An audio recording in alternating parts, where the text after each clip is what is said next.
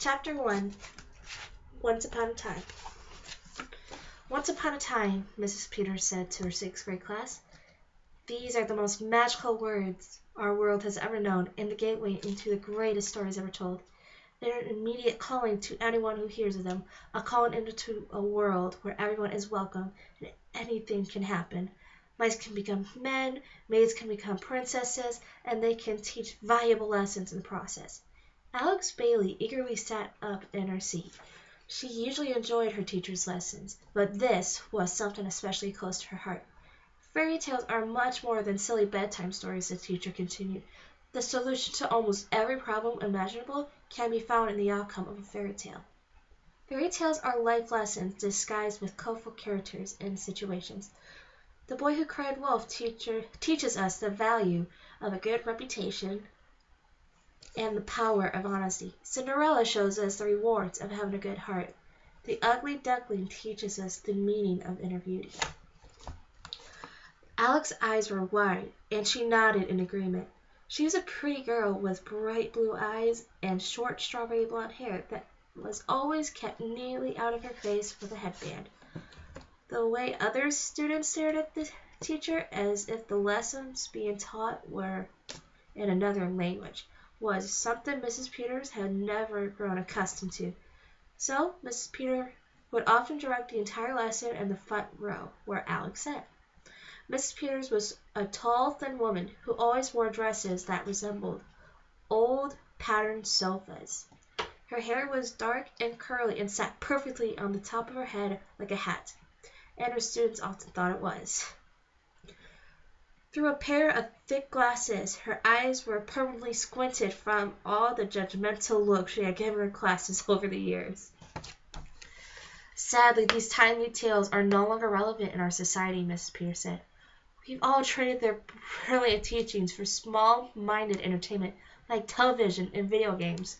Parents now let obnoxious cartoons and violent movies influence their children. The only exposure to the tales some children acquire are versions bastardized by film companies. Fairy tale adaptations are usually stripped of every moral and lesson the stories were originally intended to teach, and replaced with singing and dancing forest animals. I recently read that films are being created depicting Cinderella as a struggling hip-hop singer and Sleeping Beauty as a warrior princess battling zombies. Awesome, a student behind Alex whispered to herself.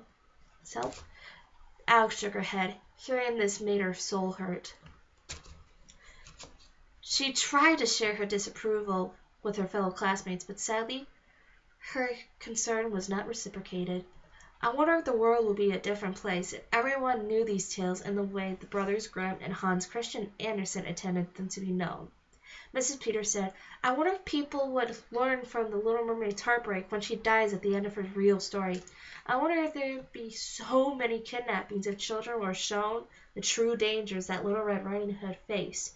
I wonder if delinquents would be so inclined to misbehave if they knew about the consequences of Goldilocks caused for herself with the three bears.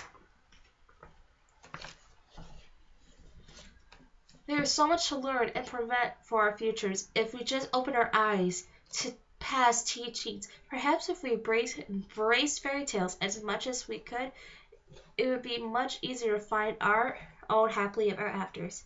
If Alex had her way, Mrs. Peters would be awarded with thunderous applause after each lesson she gave.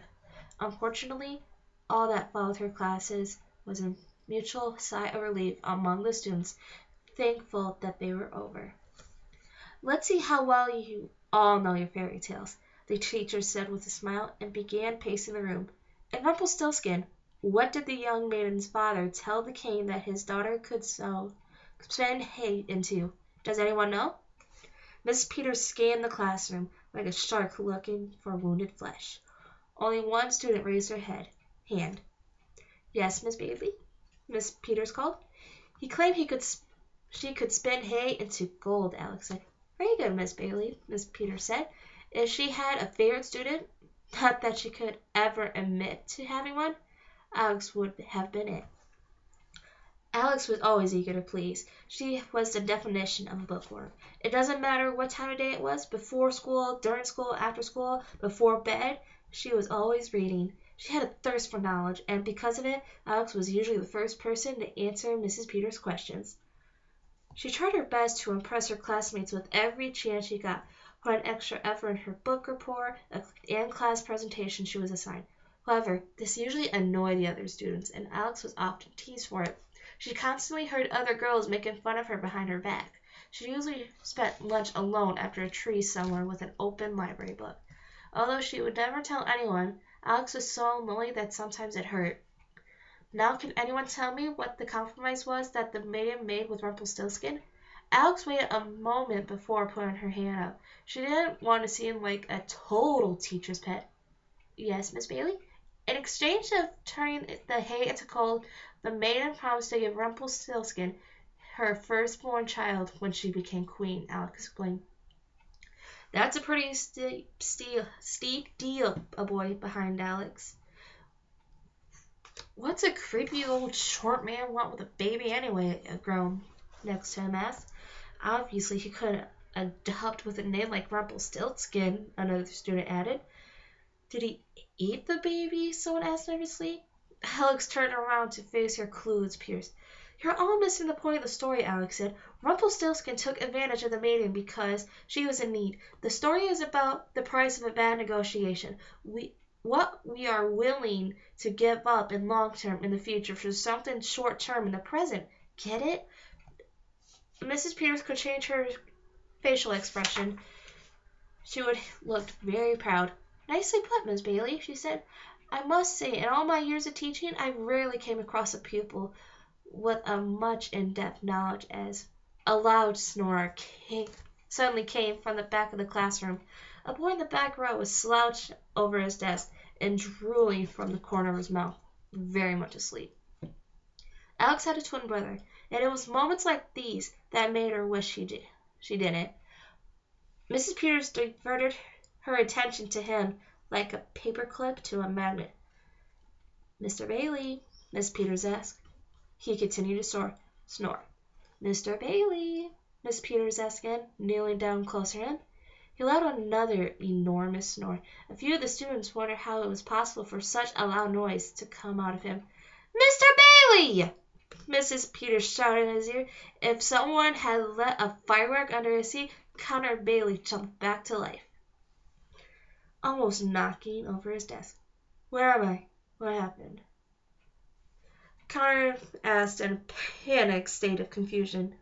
His eyes darted around the room while his brain tried to remember where he was. Like his sister, he also had bright blue eyes and strawberry blonde hair. His face was round and freckled, and the moment slightly smushed on one side like a basset. How when he first wakes up from a nap.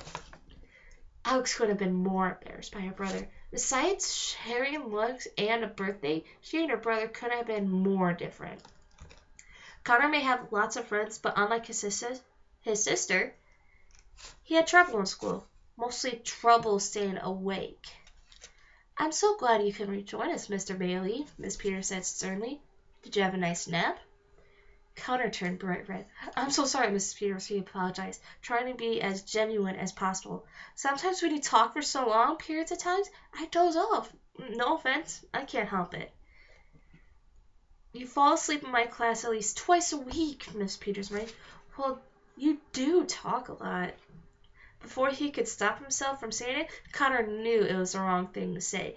A few of the students had to bite their hands to stop from laughter. I recommend you stay awake while I teach, Mr. Bailey, Miss Peters threatened. Connor had never seen anyone squint their eyes so tight without shutting them before. Unless you know enough about fairy tales to teach this lesson yourself, she said. I probably do, Connor said. Once again, he spoke without thinking. I know a lot about this stuff, that's all. Oh, really, Miss Peters? Never backed down from a challenge, and every student's worst nightmare was that they'd be her challenger. All right, Mr. Bailey, if you're so knowledgeable, answer this question. Connor gulped. In the original tale of Sleeping Beauty, How many years does the princess sleep before she is awoken by true love's first kiss? Mrs. Peters asked, studying his face. All the eyes were on him, impatiently waiting for the slightest indication that he didn't know the answer. But fortunately for Connor, he did. 100, Connor answered. Sleeping Beauty slept for 100 years. That's why the castle grounds were covered in vines and stuff, because the curse affected everyone in the kingdom, and there was no one to guard him. Miss Peters didn't know what to say or do. She frowned down at him, immensely surprised. This was the first time he had ever been correct when she put him on the spot, and she certainly hadn't expected. Try to stay conscious, Mr. Bailey. Lucky for you, I used my last attention slip this morning, but I can always request more. Miss Peters said and promptly walked from the classroom to continue her lesson. Connor sighed with relief and the red drained from his face. His eyes met his sister's. Even she was surprised he had gotten the answer right. Alex hadn't expected Connor to remember any fairy tales. Now, class, I want you to all get out your literature books. Turn to page 170 and read Little Red Riding Hood. Quietly to yourselves, Miss Peters instructed. The students did as they were told. Connor made himself as comfortable as possible at his desk and began reading. The stories, the pictures, and the characters were all so familiar to him. One of the things Alex and Connor looked forward to the most when they were very young had been the trips to see their grandmother. She lived up in the mountains in the heart of the woods in a tiny house that could best be described as a cottage, if such a thing still existed.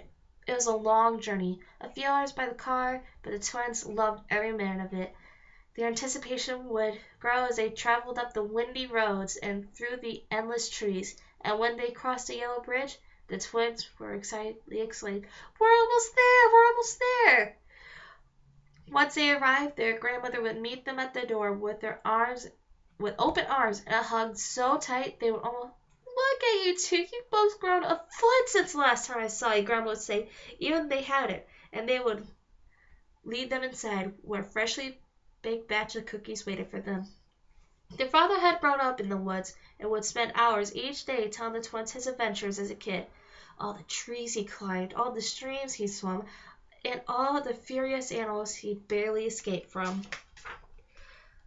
Most of his retellings were highly exaggerated, but they loved this time with him more than anything else in the world.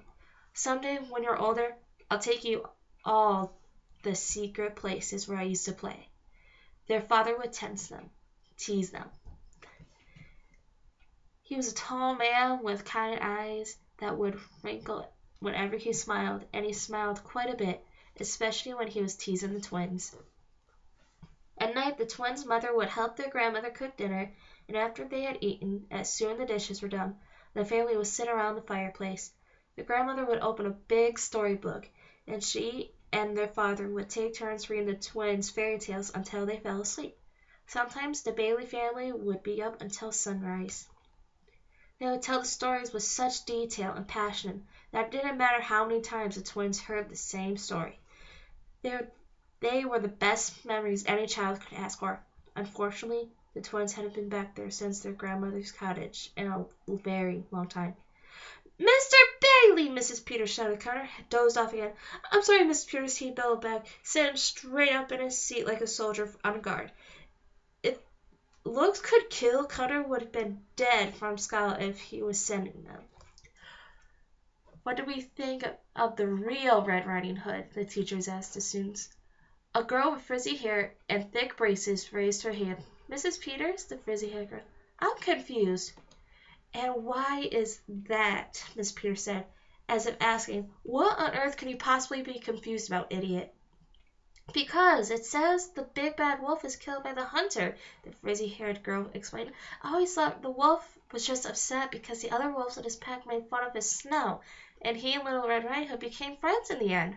At least that's what happened in the cartoon I used to watch when I was little." Miss Peters rolled her eyes so far into the back of her head she could have seen what was behind her. "That," she said with clenched jaw, "is exactly why we're having this lesson." The frizzy-haired girl became wide-eyed and sad. How could something so dear to her have been so wrong? "For homework," Miss Peters said, and the Everyone unanimously slumped to their seats. You are to pick your favorite fairy tale and write on paper due tomorrow. On the real lesson the tale is trying to teach us. Mrs. Peters went to her desk, and the students began working on their assignment with the little class time remaining. Mr. Bailey, Mrs. Peters sounded kind to her. A word. Connor was in deep trouble, and he knew it. He cautiously stood up and walked to Mrs. Peters' desk. The other students gave him a sorrowful look as he walked by, as if he was walking to his executioner. Yes, Mrs. Peters? Connor asked. Connor, I'm trying to be very sensitive about your family situation, Miss Peters said, glaring at him over the frames of her glass. Family situation. 2 words Connor had heard too many times in the last year. However, Miss Peters continued, there is certain behavior I just will not tolerate in my classroom. You're constantly falling asleep in class. You do not pay attention. Not to mention, you quiz and test very poorly. Your sister seems to be functioning just fine. Perhaps you could follow her example? It was a comparison that felt like a kick in the stomach every time someone made it. Indeed, Connor was not his sister by any means, and he was always punished because of it. If this continues, I will be forced to have a meeting with your mother. Do you understand? Miss Peters. Yes, sir. I meant ma'am. Sorry, I just haven't been his best day. Okay, then, you may have a seat. Connor slowly walked back to his seat, his head hanging slightly low than it had all day. More than anything, he hated feeling like a failure. Alex had watched the entire conversation between her brother and their teacher. As much as her brother embarrassed her, she did feel for him as only a sister could. Alex flipped through her literature book, deciding which story to write about. The pictures weren't as colorful and exciting as they had been in their grandmother's book, but seeing all the characters she had grown up reading about made her feel at home. A feeling that had recently become a rarity. If only fairy tales were real, she thought. Somebody could wave a wand and magically make things how they used to be. Alright, and that is the end of chapter 1. And I'll get back to chapter 2 tomorrow. Alright, enjoy the reading. Bye.